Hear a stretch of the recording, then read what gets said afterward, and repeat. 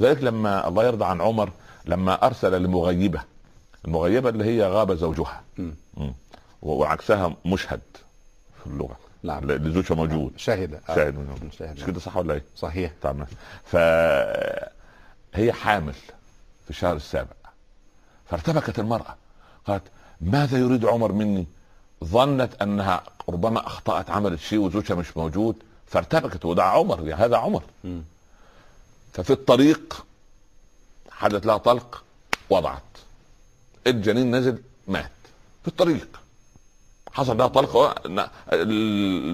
اجتمع عليها الناس، جابوا النساء، سبحان الله. فلما نزل الجنين ميتا فجمع عمر الصحابة، قال أعلي شيء من ديته؟ يعني أنا. قال يا أمير المؤمنين، الله ما ذنبك أنت؟ امرأة خافت فأشارتنا في بطنها. قال يا أبا الحسن ماذا تقول؟ سيدنا علي بن أبي طالب.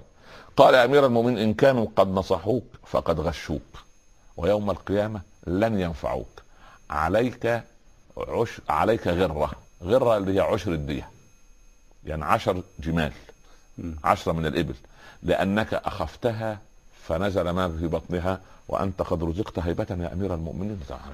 سبحان الله. فاعتبر قتل خطأ، علي يعتبر هذا قتل خطأ. أكبر. لأن أنت لما تخوف إنسان في الفقه، لما تخيف إنسان مثلا إيه، ممكن تروح تعمله أنا هرمي عليك الثعبان هذا، وتلقى عليه الثعبان فوقع كسرت رجله، تضمن أنت لو مات أنت قاتل. الله أكبر. الله أكبر.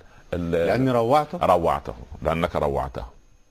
والفقهاء أفاضوا في القضية وقالوا لو جابوا واحد وضعوه جنب كلب عقور أو حبسوه في مكان معه أسد نهيب وحدث له، طبعا بلا شك، لأن الأسد ده هيأكل الكلب العقور، هيلتهم، وهكذا.